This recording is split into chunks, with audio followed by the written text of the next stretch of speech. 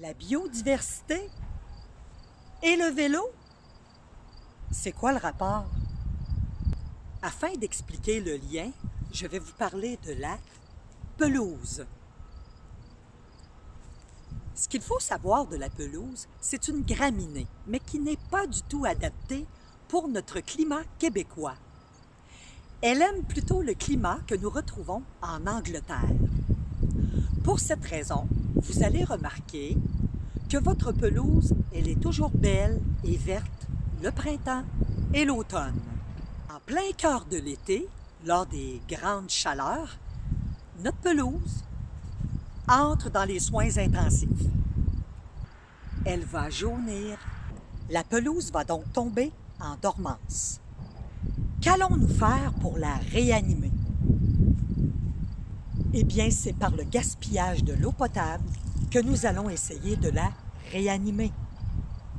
Par la suite, on va voir s'installer des mauvaises herbes et on va voir arriver des insectes ravageurs. Pour remédier à cela, on va y aller à coups de pesticides. Donc, les insecticides pour tuer les insectes et l'herbicide pour tuer les mauvaises herbes. Que se passe-t-il si on arrête d'entretenir une parcelle de notre terrain? Eh bien, nous allons voir apparaître des fleurs sauvages, des arbres. En fait, la nature va reprendre ses droits. Il faut être musclé pour se battre contre la nature. Et se battre contre la nature, c'est un combat perdu à l'avance. La nature va reprendre ses droits car la nature n'aime pas la simplicité. La nature aime la complexité. Elle aime la diversité. Et la raison pour laquelle c'est si difficile d'entretenir le gazon, c'est que c'est une simplicité, c'est une monoculture. La diversité que nous retrouvons dans la nature, c'est ce qu'on appelle la biodiversité. Tout est lié dans la nature. C'est quoi la biodiversité? En fait, la biodiversité contribue à la santé de nos écosystèmes. Ça fait quoi un écosystème en santé?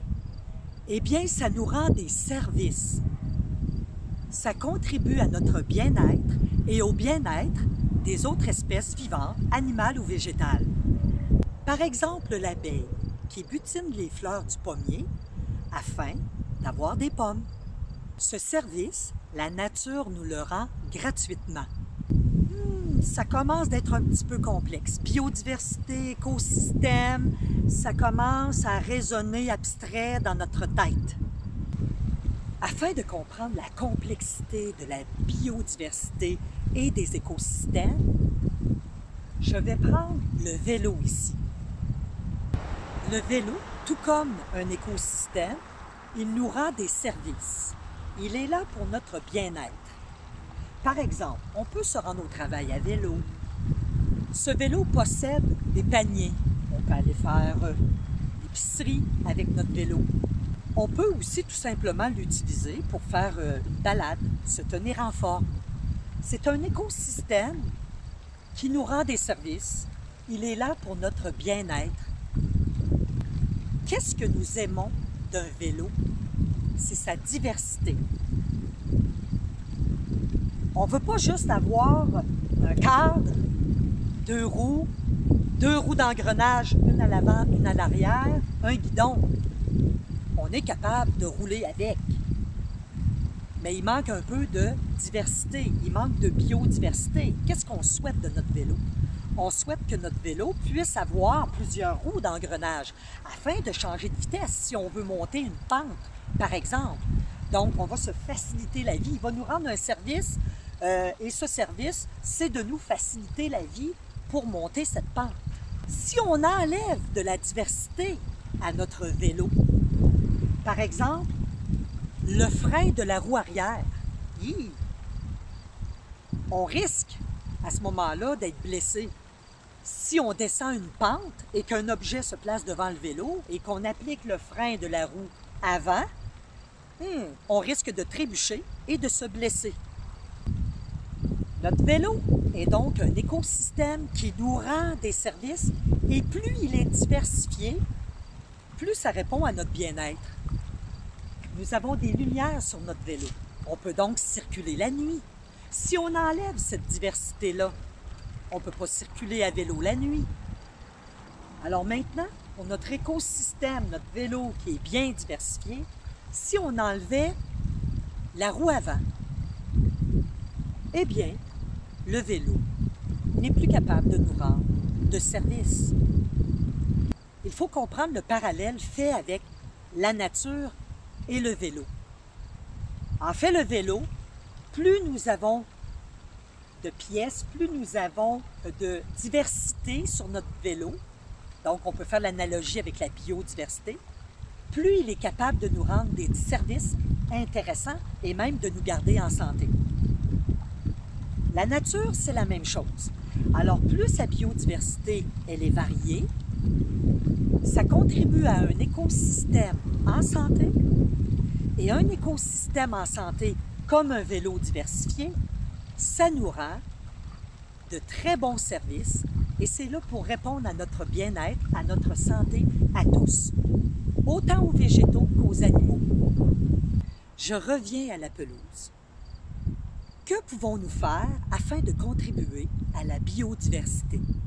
Eh bien, on peut utiliser des portions de notre pelouse et les transformer en plate-bande. À l'intérieur de cette plate-bande, on peut cultiver des végétaux pour l'humain, pour manger, pour notre consommation. On peut aussi mettre des fleurs afin d'attirer les butineurs, afin d'attirer la biodiversité, les oiseaux. Dans cette plate-bande, on retrouve du chou, du persil, des fleurs, des arbres fruitiers. Avec du paillis, c'est moins d'entretien qu'une pelouse. Dans celle-ci, on retrouve des Asclépiades incarnata pour le papillon monarque, du cassis.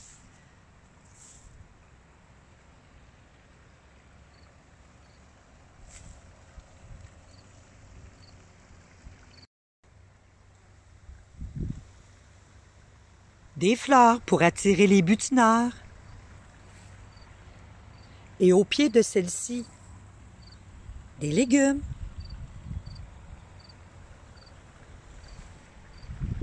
Lorsqu'on s'installe dans un milieu urbain, on fait disparaître par le fait même une très grande biodiversité. L'idée, c'est de ramener la biodiversité là où nous l'avons enlevée. Que pouvons-nous faire dans nos municipalités? Par exemple, les municipalités pourraient nous offrir gratuitement le paillis pour nos plates-bandes. On pourrait avoir aussi gratuitement des graines pour semer des légumes dans nos plates-bandes. Cultiver des légumes, amener des fleurs dans nos plates-bandes. Par le fait même, nous allons créer une biodiversité qui va aider à notre écosystème. On va voir apparaître des oiseaux, des abeilles qui sont utiles pour la pollinisation. Maintenant, on comprend bien le lien entre la biodiversité et le vélo. Et ce que nous comprenons, on peut le protéger. Bye bye!